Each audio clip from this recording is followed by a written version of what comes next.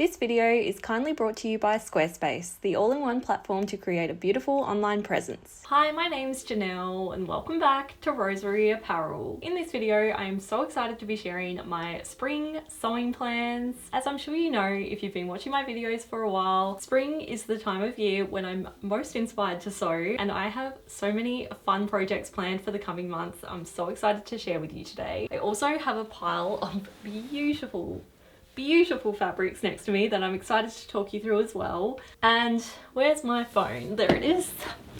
And like always, I have a saved folder on my Instagram where I've just been saving a whole bunch of sewing inspiration, and I will talk you through those as well as I talk through the fabrics. So yeah, grab yourself a cup of tea and get comfortable and let me talk you through my sewing plans for spring. The first fabric I have to show you is honestly the most spring fabric I think I've ever owned. It is this gorgeous floral linen fabric from Lively Fabrics. Full disclosure, they very kindly gifted me this beautiful fabric, but I picked it out, and as soon as I saw it on the website, I just knew I had to have it. It's kind of like a really buttery yellow beige background with this really beautiful floral print in just the most bright yellow and orange color scheme. As you can probably guess, I of course will have to make myself a dress from this fabric. The type of dress I have in mind is this dress here by the Pansy Garden. I'm always so inspired by the Pansy Garden. They're one of my favorite accounts to follow on Instagram. They're actually an online vintage dress shop, but they sometimes come out with their own original designs as well, with the most beautiful fabrics, and this is one of those designs. It's quite similar to a tutorial I shared quite a few years ago now for a milkmaid dress design, but is a little bit more elevated, I think, in terms of the construction. I love that it's got an empire waistline. It's very Pride and Prejudice vibes, which I just think will suit this fabric so much. I also love the puffy sleeves with the little tie detail, and then it's also got lace along the neckline, which is just such a gorgeous feminine addition to this dress that I just think works so well. I also love that you can potentially wear the sleeves off the shoulder as well as on top of the shoulder. I think that just adds a lot of different options to how I can style this dress as well. And I feel like this style of dress would be quite an easy dress to make. It looks like it could potentially be one of those tutorials where I just use a bunch of rectangles to make a dress. So yeah, make sure you're subscribed to my channel if you're not already, if you'd like a tutorial on how to make a dress similar to this one. The next fabric I have is another linen fabric because yeah, basically over the warmer months, linen is my go-to. It's just so breathable and has such a beautiful like quality to it. This linen is from Spotlight and it's in the most gorgeous chocolate brown shade. I just adore the color brown at the moment. I think I've finally, not quite, but finally started to transition away from the burnt orange shade that I am completely in love with, and am going more towards the darker tones and the browns, which I'm not upset about. I think brown is such an underrated shade. From this fabric, I actually have planned to make a kind of pleated style dress. At first, I pulled this pattern out of my stash. I picked it up from the op shop about this time last year and it only cost me $2. I just fell in love with the kind of pleated design of this dress. It's pleated but in a really interesting way, and it gives the actual dress such a like boxy detail that I really like, and I feel like the structure of linen would work so well for a dress like this. But then I actually found another pattern on Instagram, very similar, but if I'm being honest, I think I like this pattern a little bit more. It's called the Flower Bud Dress, which is just the most adorable name for a sewing pattern ever. And it's by Nami Sewing Patterns. Hopefully I'm saying that correctly. But this dress here has a very similar pleated design to this sewing pattern I picked up, but it's also got the most beautiful pleated sleeves as well. It looks so intricate and structured. And again, I feel like linen will work really nicely. Let me know what you would prefer to see. Like I said, at first I was going to make this McCall's pattern. It's McCall 6444, in case I didn't say that already. But then when I saw this pattern here, I just think it's too perfect not to make. So yeah, I am so excited. I think this is probably the item of clothing I'm most looking forward to trying. I just have never seen a dress quite like this. Next up, I have an op shop find. This is a lace-ish tablecloth that I've had in my collection for quite some time now. I love finding tablecloths to try and thrift flip into making some garments for my wardrobe, and I feel like it's time to cut into this piece. My Instagram is just filled with upcycled tablecloth blouses. I don't know if it was because I just clicked on one once and now I'm just being fed them all the time, but I'm not complaining because they are so beautiful and so inspiring. The first one here is by Jess Meany. I think this is the first one I found and liked. It's even got pictures of the actual tablecloth in old photos, so it must be like a family heirloom or something, which is so incredibly special. And even though the blouse itself is simple, because of the intricate details of the tablecloth, it is just transformed into the most beautiful blouse. Here is another one by the brand Levan Studios. So yeah, even a lot of fashion labels are coming out with tablecloth styled blouses exactly like the Jess Meany one, and I love them. I think they're so pretty. Obviously I think it's way more special to actually find a vintage tablecloth and upcycle it than buying a piece of clothing that just is made to look like an old tablecloth. The style of blouse itself actually reminds me of the, let me get it actually. It does kind of remind me of this broderie anglaise blouse that I made using a Japanese sewing pattern. It's a very similar style. This one I think is just slightly more oversized and boxy. I just love this style so much, and I think it could be really fun to try and upcycle a vintage tablecloth to make a similar style of blouse. Let's just take a quick break to talk about the sponsor of this video, Squarespace. Squarespace make creating a website easy with their range of beautifully designed templates. Each template is just as beautiful as the next, and once you've chosen a template, you can then change it up as much or as little as you like in order to create the website of your dreams. You can add everything you need to the template in order to run your business successfully, and change up the template as much as you like in order to make it reflect your brand's aesthetic and style with literally just a few clicks. No knowledge or background needed in coding whatsoever. When I first sat down to design the Rosery Apparel website and online store back in 2016, I had a really clear idea what I wanted my website to look like and all of the different features I needed it to have, and I was able to create my website in literally just one afternoon. It was so easy, and I'm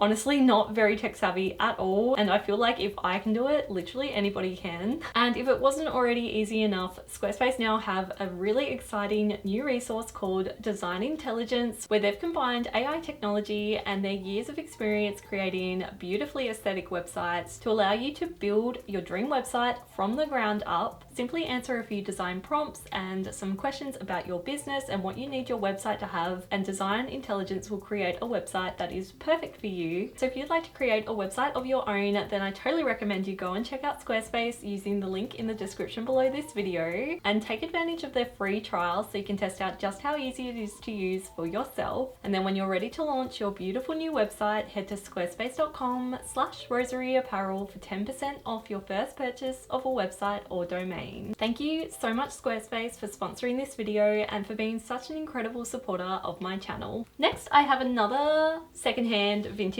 find. I actually haven't undone it yet because it only just arrived in the mail. This is a vintage bed sheet that I picked up on Etsy, and just look at this print. Have you ever seen a more Janelle print before in your life? The bed sheet itself feels like it's hardly been used. It's got such a crisp, delicious quality to it, and as soon as I saw it on Etsy, I just added it to my cart straight away because you just do not come across vintage prints like this very often. From this piece of fabric, I hope to make another Noble inspired dress using the Juniper pattern by Tiana Herring, but this time I want to try and make a midi length version just like this one here, worn by Jasmine etc. So this dress here is by the brand Noble, but Tiana Herring has created a sewing pattern for a very similar dress, and I made the shorter version a few months back and have completely fallen in love with that dress. I wear that dress multiple times a week. It is just so comfortable and so cool. I don't know, I just love that dress. So as soon as I finished making that one, I already knew I wanted to have a go at making a midi length version, and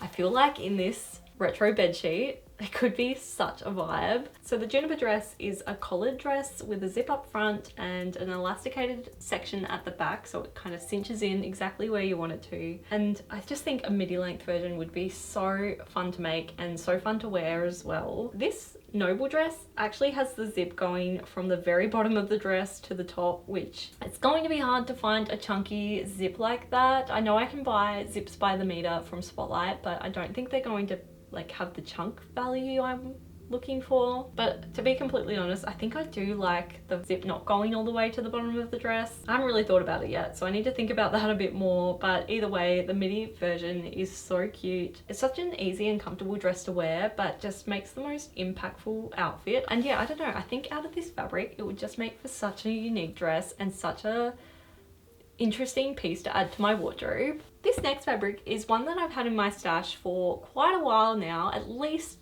3 or 4 years I would say, and it's this Broderie and Glaze fabric by A&R Fabrics. This fabric is so pretty. It's like the perfect brick red shade, and it also has the most darling floral embroidery design all throughout it. It also has a scalloped edge along the selvage of the fabric, which I would like to potentially implement somehow into the garment I'll be making with this fabric. I have been saving this fabric for the perfect project, and I think I've finally found it. From this fabric, I'm hoping to make a damson madder inspired blouse. I have been seeing this particular blouse all over Instagram lately, and for good reason. It is a really cool blouse. It's a shirred blouse with a little kind of like peplum situation happening at the bottom of the blouse, but it also has the most incredible puff sleeves that are actually removable. So the blouse can be worn with the sleeves or without, and the sleeves themselves are attached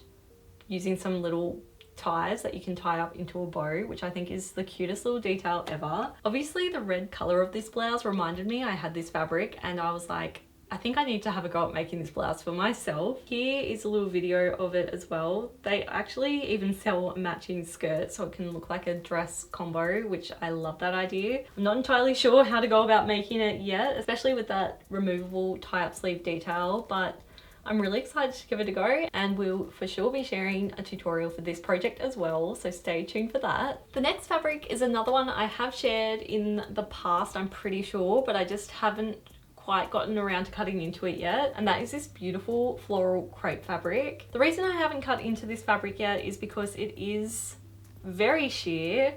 I have kind of been a bit nervous to cut into it. I wasn't exactly sure what I was going to make from it, but the plan is to use this fabric and some lace trim that I purchased and is unfortunately upstairs right now, so I'll have to just put in a little cutaway of what that lace trim looks like. I want to stitch those two together to create kind of a new textile, and then from that textile I want to make another blouse. I feel like I need to add a few new blouse slash top pieces to my wardrobe, so that's why I am potentially going to be making 3 this season. I have been making a lot of like skirts, and even made a pair of jeans recently, so it would be really fun to add a few blouse options to be able to wear with those bottom pieces. The type of blouse I have in mind is something similar to this one here. I love how the blouse has been made up of a few different trims and then some white fabric, but then instead of the white fabric I'm planning on using this sheer floral fabric instead. So the blouse itself is quite a simple design. It's sleeveless and it kind of like flares out a little bit, which just gives the blouse a really lovely floaty look. I think it will be perfect for the warmer months, especially summertime, so making it during spring in preparation for the hot season I think is going to be a really good move. Here's a look at a similar blouse. I don't love the collar of this one so much. I kind of just want to have it as a simple maybe keyhole design detail at the back, but again this one just has a button-up design with some trim panel pieces. I also really love this blouse here, worn by It's Molly Catherine.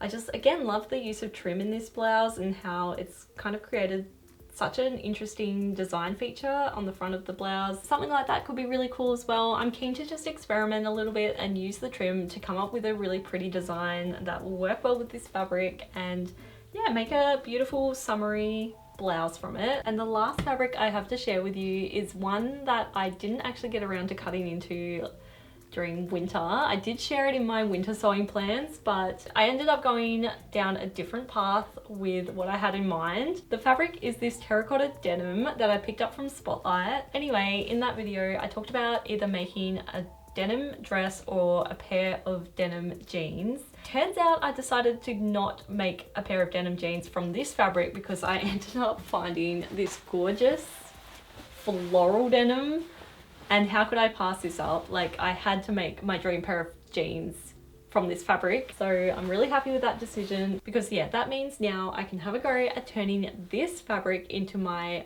denim dress of dreams. The dress I have planned to make from this fabric is this H&M dress here. It has a very similar silhouette to the Henrietta skirt pattern that I made a few months back. I really love the side gathered panels, and I feel like in a plain fabric like this they would really stand out. It's also got a sleeveless design, which I think I will keep this dress sleeveless just because I don't have that many sleeveless dresses in my wardrobe, and I've kind of been on a mission this year to add more sleeveless dresses to my wardrobe. And it also has an open back, which I'm in two minds about. I do love it, but I don't know how practical it's going to be. I also recently saw Katie Makes a Dress make this dress here, which is almost identical to the style I want to make. So yeah, I was really excited to see that because it's kind of given me some ideas of how I could potentially make this dress. She actually used the My Keeper Cupid dress to make this dress, which I'm really excited about because this dress here I'm wearing is a My Keeper dress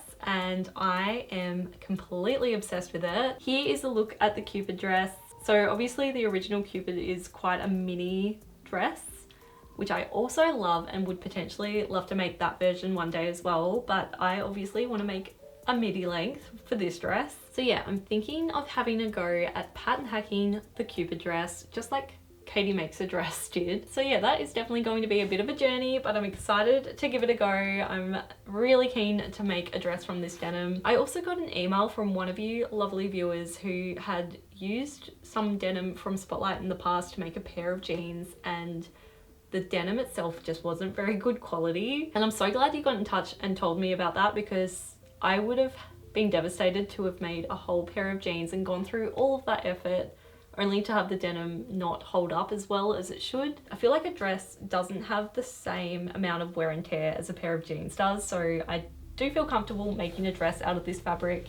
I feel like it will turn out great, and yeah, I'm excited to add this dress to my wardrobe as well. So yeah, that is everything I have planned to make for my wardrobe during spring. I am so excited to get started on each and every one of these projects. I think they're going to be really fun and really great additions to my wardrobe. And like I said, spring is just the time of year when I'm most inspired to be behind the sewing machine and sewing up some new items for my wardrobe. I'm so excited to get started. I would love to know in the comments below which of these makes you're most looking forward to seeing. I'm always so intrigued by which projects resonate with you, and obviously I like to start with the ones you're most excited to see. So yeah, definitely let me know down below and I can get started on those projects right away. I'll also try to link as many of these fabrics down in the description below, and yeah, be sure to subscribe to my channel if you're not already. If you'd like to see all the different videos of all of these different makes I've shared throughout this video once they do eventually go live. And thank you so much for watching this video until the very end, and I'll see you in the next one.